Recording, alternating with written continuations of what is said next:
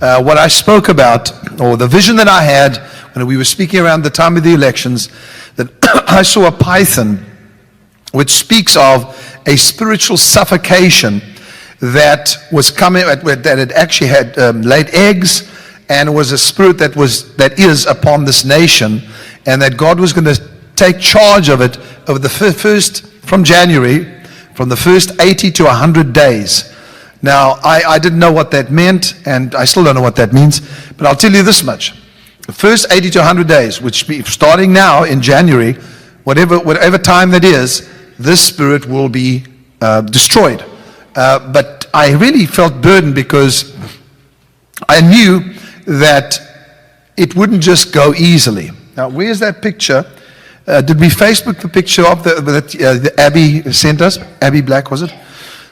This picture of the child drew about the eagle attacking the python, and of course the eggs would not hatch. All of this is important to understand, because if you don't think there is such a thing as spiritual warfare, my friend, you've got a problem. Because Daniel spoke about this when the prophet was praying, and he knew that he was praying for something more than just his own needs, but he set his face to Jerusalem, which I've spoken to you about already.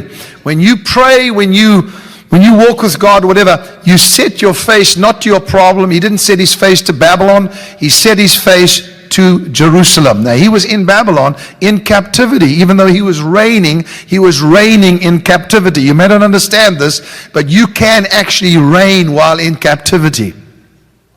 You can rule while you are in captivity.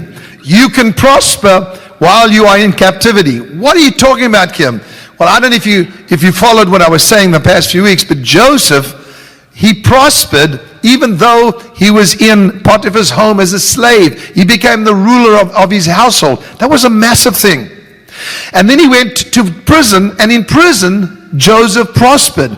So really, a lot of people that say, well, I'm going to wait till I get my breakthrough, and then I'm going to give, and I'm going to do all these great things. You're wrong, because it's not how it works. This takes place right at the beginning of your life, where you begin to practice the gift of God, like Joseph practiced his gift while he was in prison. He didn't say, when I stand before the king, then I will show my gift. He practiced it. So Daniel, while in captivity, set his face towards Jerusalem and began to pray. And he fasted and prayed. And what he was doing was he was releasing something in the heavens. What you don't understand, and what I understand now, a lot of people don't understand, but I do, when I go into my garden, even if I feel nothing, even if I'm in pain or I'm concerned about something, I know that every time I open my mouth and pray, that something is taking place in the heavens, which will eventually release it on the earth. I may not see it. I may be praying in that garden in Los Angeles, California, and somewhere in Greece, God is doing something. I may be praying in California and releasing something in the heavens that gets released in Russia or in Syria or in Israel. I may never know about it. Daniel didn't know the extent and the consequence of his spiritual prayer life until the angel came there and said, for 21 days I have been battling the demon, the prince of Persia. Now you've got to listen to this, because even though we are under new covenant, we think, well, Jesus took care of all that. Yes, he did for you. But he still says fight the good fight of faith. He speaks about spiritual warfare, that the weapons of our warfare are not carnal, but mighty through God to the pulling down of strongholds. Something that is in the heavenlies, something that is over this nation right now, has to be pulled down, and it cannot be pulled down by Joe Biden. It cannot be pulled down by the President of the United States. It cannot be pulled down by politicians. It can only be pulled down by the spiritual leaders that have set their heart towards the kingdom. Not towards failure, but towards the kingdom, and said, now we will pray, and whatever spiritual stronghold is over our nation, it will come to an end. I am one of those voices, just one. Whatever you bind on earth will be bound in heaven, Jesus said. Whatever you loose on earth will be. Give me that big key that's in my office. You have a key. I was going to tell you the names of God, but I'm not going to. I'm going to get straight into the spirit of Python and the spirit that has joined forces in order to try and bring this about, and it's happening and it's taking place right now. Daniel did not know that when he was praying and while he was fasting, that there was a fight going on in the heavenlies, and this is what the angel said to him. He said, Daniel, I have come from a battle for 21 days, that Daniel fasted and prayed for 21 days. And he said, I have come because of your words. In other words, your prayers released me from that warfare. Now I have to return, because the spirit of Greece has come to join the spirit of Persia in order to bring about a victory. Daniel, keep praying. Daniel, keep getting revelation, because out of that revelation will come a revolution. Out of your revelation will come a revolution. That's what we need in this nation. We need a divine revolution. We need a turnaround. We need young people to understand that God is exciting, that His kingdom rules and reigns, and there's not failure. There's no room for failure. Everybody say, there's no room for failure. So what am I saying? I'm saying that while you're in captivity, you can give it to me, thanks. Thank you. While you're in captivity,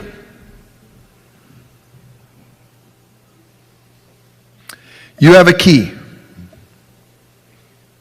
Compliments of Ed Monroe gave me this key.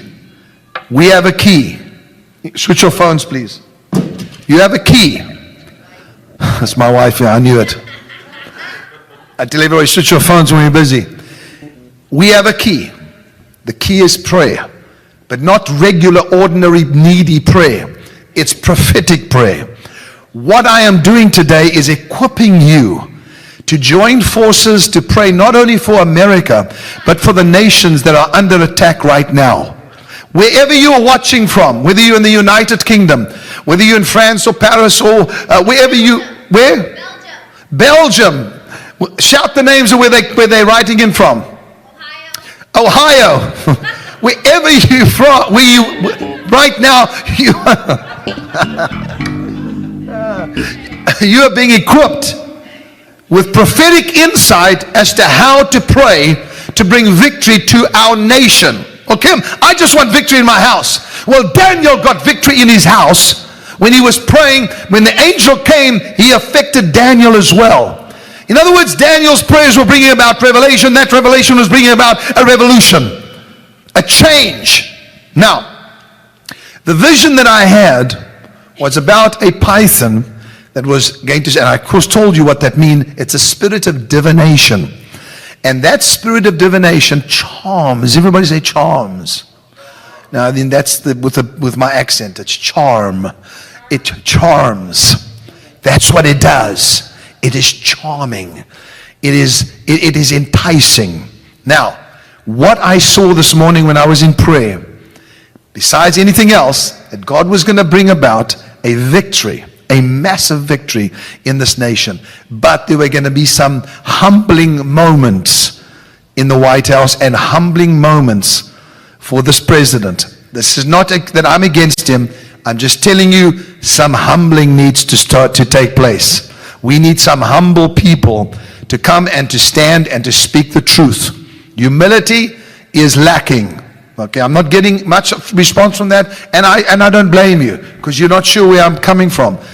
As I was praying this morning, the Spirit took me into a heavenly place, and I began to realize that there was a stronghold that was joining the Python spirit, and now at this very hour, that spiritual force. Now remember, the angel spoke to Daniel about a prince of Persia and a prince of Greece, and the different princes, the ruling powers, or the not ruling now, but the powers that are at war with the people of God, and Israel specifically, are active at this very moment. And what are we doing? They have planned for the downfall of the U.S. economy. They have planned for the closing of non-profit companies and charitable organizations. They have planned for your downfall and for you to lose your money. This is not about a liberal or a conservative or whatever. It's not about that. Their plan is to destroy and to suffocate the very life out of you. That's their plan. They are active right now. What are we doing about it? What is our responsibility? What is it that we are supposed to do to bring an end to this? Well, we need to vote? Yes, okay, vote. Look what just happened. Vote. Do whatever you have to do. Make your voice known. But I'm telling you right now, the greatest power that you have and the key that you have is to find out what is happening in the spirit and begin to pray against that and declare that you are totally inoperable. You cannot operate in the presence of the people of the living God, and you cannot operate in the presence of the blood of Christ that speaks of better things than that of Abel. We are the princes of the blood royal. Do you understand that? If you do understand that, then I want every person watching me and all over the world to raise your hands up and say, I believe that my prayers make a difference. Therefore, what I perceive, I receive. So, Lord, I'm praying for perception to come in these next few minutes, that people would understand and see with the Spirit, and as they realize that their perception will bring about a prayer that will destroy this force that's trying to destroy America. And I can tell you many of the plans of the enemy at this time. I can tell you a lot of it. I don't need to. I've just told you a few things, and eventually it gets onto to your national news, to your news, so go and find out that's what they're planning. What is God saying though? Now let me say this to you in a very small teaching. The spirit that we are dealing with, besides Pythos, which we know God said he'll deal with, we have to pray against, and we have to sow into his kingdom. But the second one is Jezebel. Why are you talking about Jezebel today? Because this morning I saw those two forces joining, because the python is losing power and losing momentum. Just like when Gabriel spoke about the prince of Persia being brought down, this prince of Greece joined him in that battlefield. Now, I know some of you may be saying, I think you're crazy, and maybe I am, but I am biblically crazy. And so what I'm giving you right now is what happened in the Bible and what's happening right now. Every Bible name has a meaning. So much so that sometimes when God changed the nature of a person, he also changed his or her name. Now, Sunil will tell you and show you in code breakers, not today, that how it was, I heard the plans of demonic powers when I was in Detroit, Michigan, and prophesied when they said, we will change the name of America and we will change the name of Israel. Now, some of you are perhaps sitting there saying, this is absolutely stupid. It's happened in the past, it can happen again. Don't be so sure of yourself. I'm not even going to talk about the gun control issue right now, but this is going to get very, very nasty. I'm just warning you, and maybe some of you know that, but it's going to get really nasty. What do we got to do about it, Kim? We are covered by prophetic preservation. But remember something. When God changes a person's name, it was for the future. In other words, when he changed the name of Abram to Abraham, because God believed God's promise of a son. And so he changed his name to Abraham, putting God's in there. So he changed his wife's name from Sarai to Sarah. Okay, you got me. Years later, after the angel of the Lord had wrestled with him all night long, Jacob's name was changed to Israel.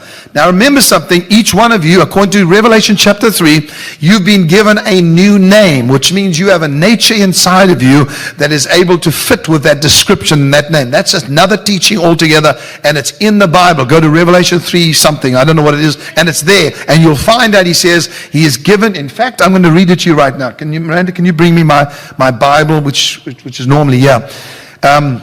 And I'm going to read this to you because I want you to see something, because we're going to be dealing with the book of Revelation as well and the future. You have to go and get it. That's usually, yeah.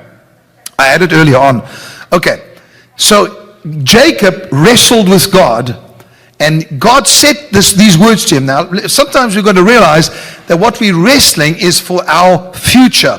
What we're wrestling for is for what is already inside of us, our destiny. Remember something, the enemy does not want you to get what God planned for you to have. You all know that.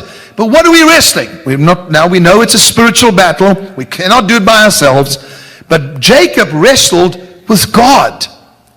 Now that's a great wrestling match, because God usually loses. Let me show you why. And when I say lose, I'm kidding with you. So when Jacob wrestled with God, he was saying, as he crossed over the ford of Jabbok, When he crossed over that ford, the Bible says that he went by himself and a man wrestled with him all night long. Now that wrestling match was for a purpose. First of all, God wanted to see if he could prevail not only over men, but over God. He can prevail with God, not over God, with God. Let me read this to you in Revelation chapter 3. I hope I can find it because this is one of the most unplanned meetings, although I have prayed a lot. And please write into Facebook and encourage me because I need it now. Oh, okay, thank you. Revelation chapter 3 verse, I don't know what it is. It's somewhere here. Let me find it. I'm going to find it. No, I haven't found it. Anyway, what I'll do is I'll just read it to you then. It's here somewhere. Just go and find it. Maybe somebody on Facebook can write it in. It's where it says, he has given us a stone, and written on that stone a new name, which no one knows except him who receives it. I'm just quoting that out of my head. I think it's it's Revelation chapter 3. I just cannot find it at this very second. And anyway, somebody can write in and tell me. It was unplanned. So the scripture says in Revelation, that's the revelation of Jesus Christ, it says, we have been given a white stone, and written on that stone a new name which no one knows except him who receives it. 2:17. Thank you so much. Everybody go there. Everybody go. Revelation chapter 2 verse 17. Let's read it. I'm going to read it to you because it's a very exciting one. He who has an ear, let him hear what the Spirit says to the churches. That's to you. To him who overcomes, I will give some of the hidden manna to eat. Beautiful thought here. If you overcome, everybody stop. You say, some of you are thinking to yourselves, well, I didn't overcome yesterday. Did you overcome today? Did you overcome anything today? If you overcame just one thing, you're an overcomer. But Kim, I'm struggling with other things. If you can overcome one thing at a time, you're an overcomer. If you have nothing that you're overcoming, then you're a loser. But surely you can understand that we cannot overcome everything at the same time. But when something comes against you and you're able to overcome it, you are an overcomer. Beautiful. Good going, Kim. He who overcomes, I will give some of the hidden manna to eat. That which is hidden inside of you will come forth. Just like Hannah, the experience she had, we gave some of the hidden manna. No. Anyway, so the hidden manna, when she had it in her spirit, I spoke it out. She had to step out by faith. Hannah could have said at that time, no, I'm not doing it. I've had people say that to me, but she didn't. She stepped out and began to do it by faith. And the result was, look what you have today. You have a person singing songs of God, prophesying, doing the most amazing stuff. And what happened was there was hidden manna in Hannah. Hidden manna in Hannah. There's hidden manna inside of you, and the way that it comes forth is when you overcome. Let me give you an example. God says to you, I'd like you to take 30 minutes of your time, and I want you to go and pray. You say, I'm sorry, I cannot do it, and you don't overcome. I'm trying to tell you it's in those areas that we need to overcome more than these silly little things that seem to hold us down and we worry about every single day. We've got to worry about the big stuff that we have to overcome, that comes against us. He who overcomes, was it 17? Yes. I will give hidden manna to eat. Okay, I've said it. And I will give him a white stone. And on the stone a new name written which no one knows except him who receives it. Wow. What is it saying? It says each one of you has something hidden that has to come out. The white stone speaks of revelation. When Jesus said, who do men say that I am, to his disciples, some said, you are Jeremiah. Some said, you are Elijah. Some said, you are John the Baptist. Some say, there's too many people quoting somebody else. What do you say? Jesus says to them, who do you say that I am? I'm sick of hearing what CBN saying, or CNN is saying, whoever. I didn't mean CBN. Sorry, Pat. Sorry. Not doing very well today. CNN or ABC, whatever they are. I don't want to hear what they're saying. What do you say? Listen carefully, please. Nobody says a word. Simon Peter plucks up the courage because something's hidden inside of him. And he's going to overcome fear. And he says, you are the Christ, the Son of the living God. As he says that, Jesus swings around in response to revelation. Are you hearing me? What does God respond to more than anything else? Revelation. What he has revealed to you, speak out. I'm not ashamed to say I'm a prophet because God told me that, made me that. And I would be stupid not to say it. If God made you something, then you say it, you speak it out. So Simon Peter reveals what he gets. He says, you are Christ, the Son of God. Jesus responds to him and says these words. He said, blessed are you, Simon Bar-Jonah, for flesh and blood has not revealed this to you, but my Father has revealed this to you. He says, listen to this now. He says to him, no longer are you Simon, but now you are Peter. What's that all about? Well, remember when he first met Peter, he said, you are Simon, but you will be called Peter. Hidden inside of you is a reigning rock. And it was only when he spoke out the revelation and that was released that he became Peter. It's only when you speak it out, you overcome. And revelation is spoken out that you become the stone. Now, what does the white stone speak about? So what did he say? What did he say to him? He said, where's my key? Forgive the den today, please. What did he say to him? Based on your revelation, I give you the keys of the kingdom. Now, you may not understand fully what I'm saying, but I think a lot of you are quite spiritually minded to understand why prophetic revelation is so important.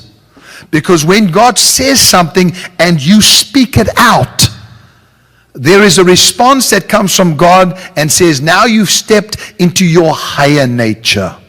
Now you have stepped into your higher calling.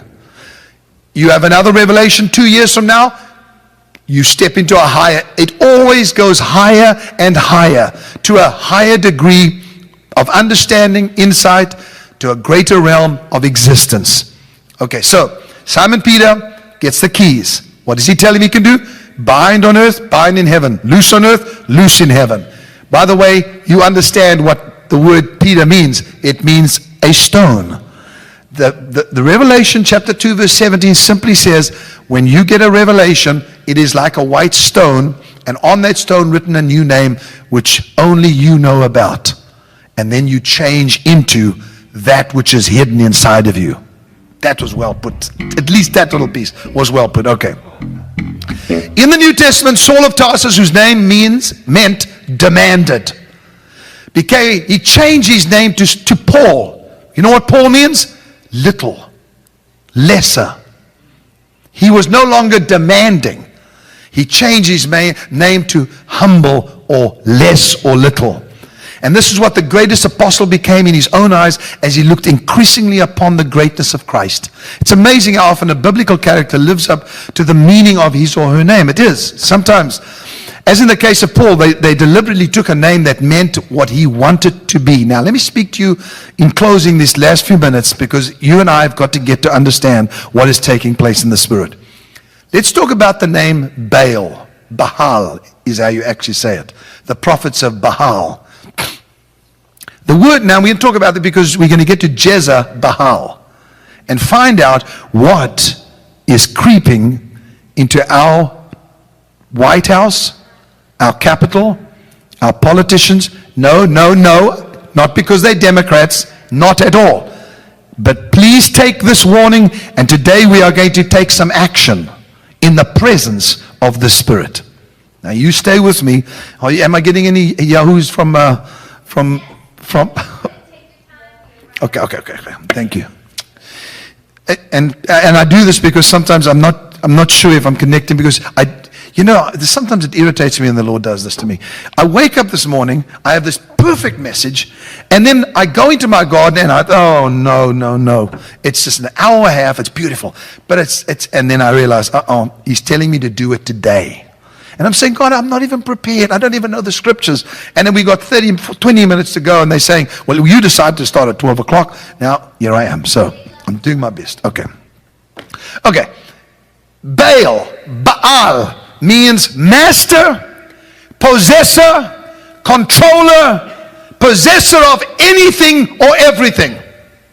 It doesn't just want one thing, it wants to possess everything. It wants to control you. Don't take lightly what this prophet is saying regarding the same thing that happened with Elijah. There was a divided opinion when Elijah got onto Mount Carmel to destroy the prophets of Baal and ultimately Jezebel. Do you understand that they were of two opinions? Israel. I don't think the church has ever been as bad as it is now in terms of a divided opinion about the future.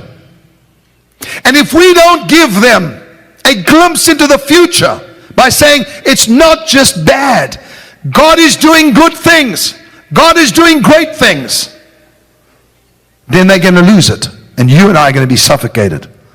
Okay. Each person has certain traits, vices, and then of course virtues that exist in your soul. Now you and I have spoken about the soul. And each soul, listen to this, please listen to my statement.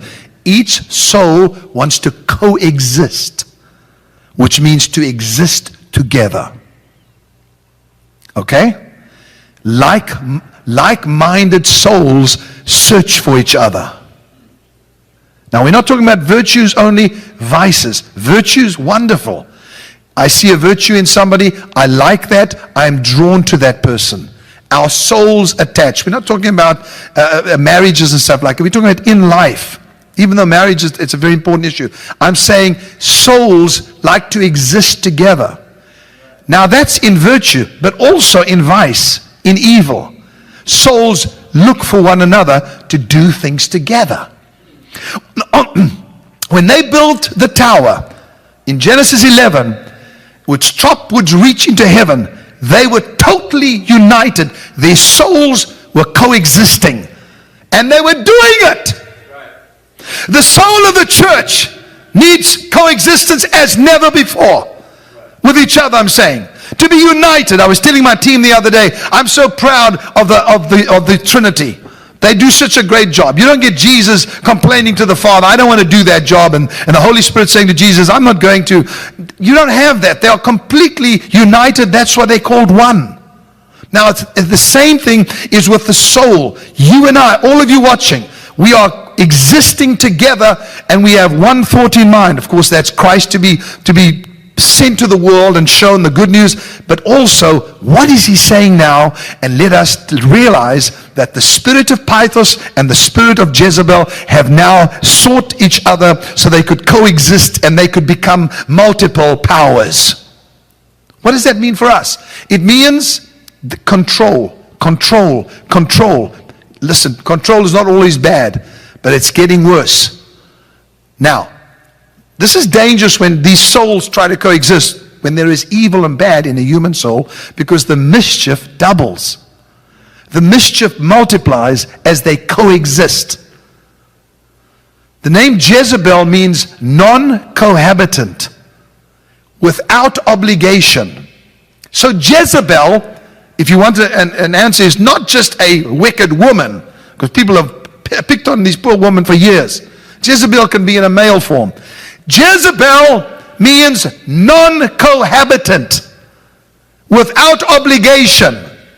Doesn't need to be any specific place. Jezebel is a fantasy space. She's an effect, a personality, a lifestyle.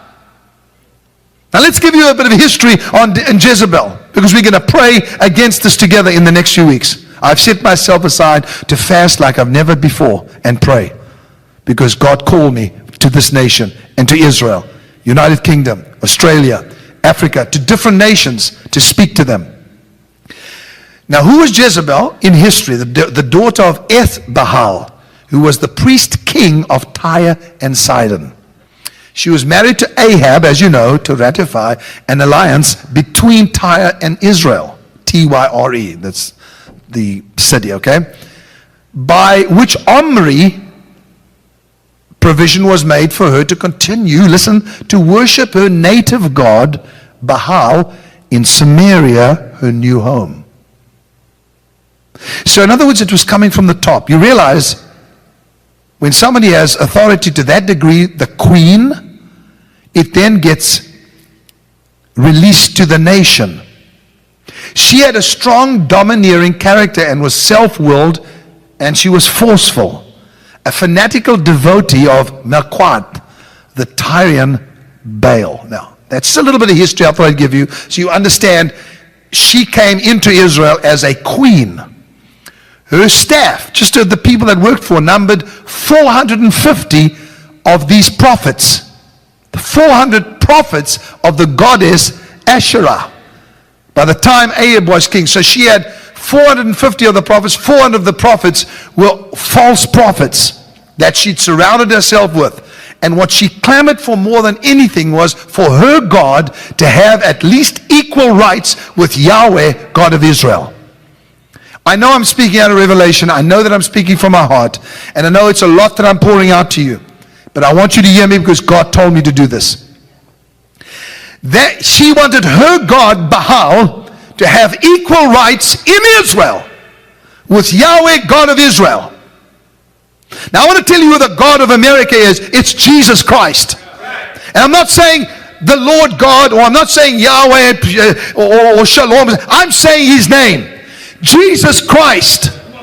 People came to this nation for that purpose. This nation was brought to being for one reason, to announce to the world that there is only one God, and that is Jesus Christ. There can be no cohabitant. There can be no equal other than Jesus Christ. There's no other God that is equal to him. Do you understand me? So, Kim, you're going to get into trouble because in this country we let all religions operate. I know. But there's only one God. Those aren't real gods. Jesus Christ is Lord. That's right. Thanks, Charlie. This brought her into conflict with the prophet Elijah.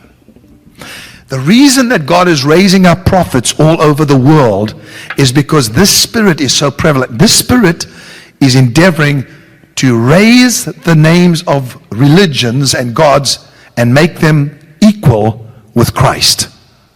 Then it'll get worse. Now we come to the real issue. Now Elijah says, oh, I see. The conflict begins with the prophet Elijah. A battle between Yahweh and Baal is about to take place in the United States of America. Come, Joel. In the United States of America. Did you hear what I said? Kim, I've never heard you being so negative. This is not about negative. We're still going to be blessed. We're still going to have our families. We're still going to see God's abundance in our life. I want you to know that this force is bringing a conflict with the prophets because it has decided that it will dwell in this United States of America. The battle, I'm going to say it as a prophetic word, between Yahweh, Yeshua, and Baal is about to take place. A battle in the United States of America. A spiritual battle is about to take place. Kim, you saying that we're in trouble? No, I'm saying to you, get up. Get out of slothfulness. Rise up and pray and fast with me is my request. You don't have to give up all your food. All you got to do is give up something and say, we're going to do for the first 100 days in the United States of America and all over the world. I want all of you to join me. I'm going to go on a partial fast to see this victory brought about. and the prosperity of his people to take place. A battle between Yeshua and Baal is being fought in the United States of America and is beginning right now. Now, what happened? What happened on that mountain of Carmel? A massacre. I'm not being dramatic. A massacre took place of the prophets of Baal. The problem was, instead of diminishing Jezebel's zeal, it augmented it. She had a conception, and I want every person to please try and listen to me now, of an absolute monarchy. Her conception, her dream was of an absolute monarchy, to rule as long as she lived. That spirit is on our nation and will spread if we, the prophets, don't do something about it. I'm not exaggerating. This is a heavy den, but I need to use this to address it. Are you speaking about the president? Are you speaking about the vice? I'm not speaking about it. I'm talking about a spirit. You work it out yourself. But this force has come to join hands. And I'll tell you the one thing that Elijah did that I love. He mocked their gods. He said, do what you have to do to bring fire from heaven, because here is a sacrifice in front of you, in your presence. I'm going to offer the greatest offering that Israel has ever given on this Mount of Carmel. I'm going to do it in the presence of Baal. And they began to dance around and scream, and hour after hour they cut themselves, they bled, they urinated, they did all kinds of stuff. That's what the Baals did. They were so full of filth. As they did it, Elijah stood up and said, where is your God? Has he gone to the toilet? Has he gone to refresh himself? And began to mock the God of Baal, the Baals. Now listen to me, please. This is great stuff. Go to a major key, so we can, and go to the key of D major if you can. Listen to this, people. I'm finished with Jezebel now. I just wanted to tell you that. But I do want to tell you this. What is going to bring about victory in the United States of America, Canada, United Kingdom, France, countries all over the world that God has pinpointed me to pray for. Even though oppressed nations, Russia, God has told me there's certain things he wants to do, and he is plucking out people from all of these nations, and they're going to have this unbelievable soul connection like we have right now, and going to break the power of this force as Elijah did on Mount Carmel. Thank God I'm finished with that, because I had to share it. It's off my heart now. Now let's do what they did. Every person watching me at this very moment, I want you to stop just for a second. I want you to think just for 1 minute about what took place, and then we're going to play, and we're going to get you into a place of hearing from God. Elijah stood and mocked them, and then he said, get out of our way, and built an altar. Now you've heard me talk about this before, but we are going to act today. What was the purpose of it? He said, bring me water, pour it on the wood, because I'm going to prove God so much to you that I'm going to take that which you don't have, pour it on the wood, so it's impossible for it to burn.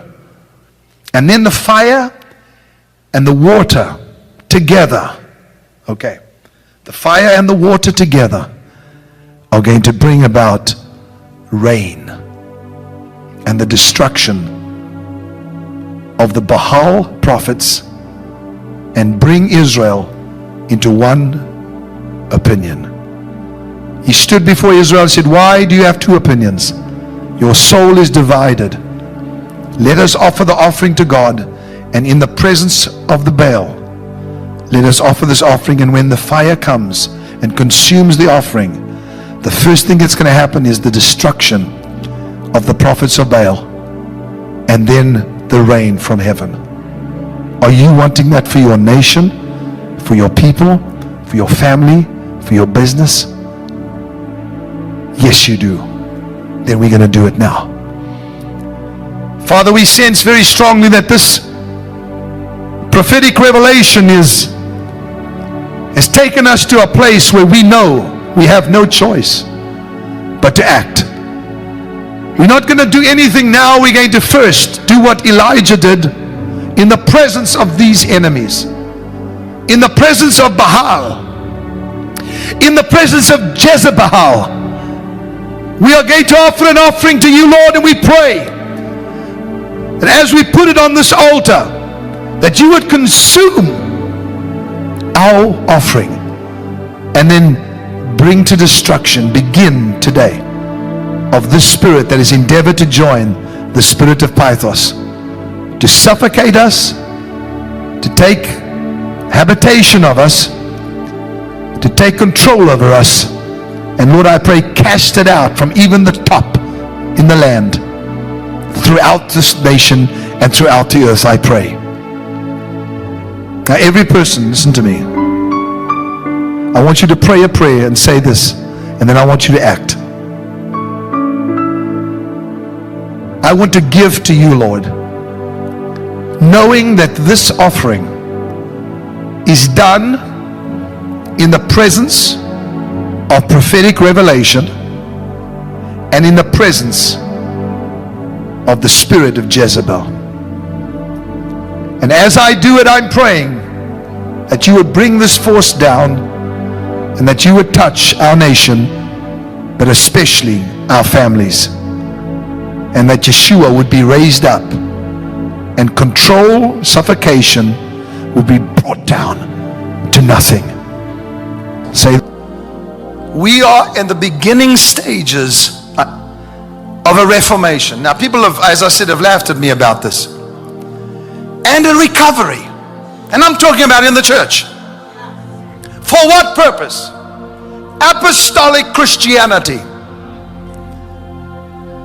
To recover apostolic Christianity, we need to return to the basics, the foundations of the first century church. And I want to say something. Somehow the church has skipped the simple in search of the sensational. And when I say sensational, I'm referring to the dynamics of spiritual revival and renewal. The fire of God, the signs, the wonders, the miracles. These are very important. But for our desire to have this so much, we have missed the foundations of basic Christian living. No structure, listen to me, no structure can excel the strength of its grounding. It cannot excel the strength of its foundation. Without revelation, the people perish. Without progressive revelation, the people para, which means to go backwards. I'm not about to go backwards. I'm only about to go forward. How many of you ready for that?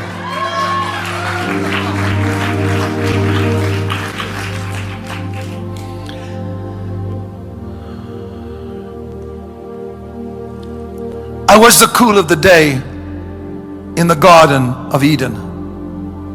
I was the burning bush in the desert. I was the wilderness in Nahum, the prophet's vision. I was the voice in Balaam's donkey. I was the still small voice to Elijah. I am the revelation of Jesus. I am, not me, I'm speaking about that revelation. I was the rustling of leaves in the mulberry tree, forcing David to advance and to fight. I was the revelation when I wrote on the wall, Eli, Eli, lama sabachthani. When he wrote, Mene, Mene, your years are numbered, your days are time, they over. I was the sword of Gideon and the Lord, the star that guided the wise men, the angel at Abraham's tent, the cleft in the rock. I was the revelation, and I am the revelation, the fire in the cloud, at Sinai and the tongue of fire on the day of Pentecost. I am that I am. I am the revelation of Jesus Christ. I tell you the story of love. I tell you the story of sorrow. I tell you the story that saves some and the story that destroys other. I am the revelation of Jesus Christ. I'm close to the marriage altar, and when the grave opens, I stand nearby. I call the wanderer home. I rescue souls from the deep. I open the lips of lovers, and through me the dead whisper to the living. I serve one as I serve all. I am the revelation of Jesus. I open a vista to the universe, and after experiencing me, you will feel that there is meaning to life after all. I am the revelation of Jesus. Jesus, we never want you to stop speaking. Show yourself, reveal yourself. Wherever we may be, we will honor you. So we say welcome into this house, into our homes, and thank you for your blessing. Amen.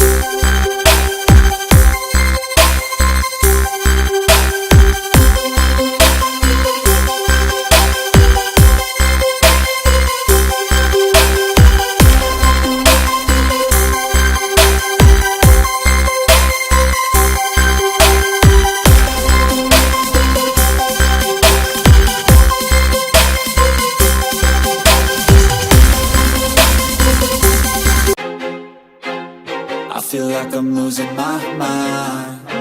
Is everybody in the world blind? Please, Lord, give me a sign, a sign.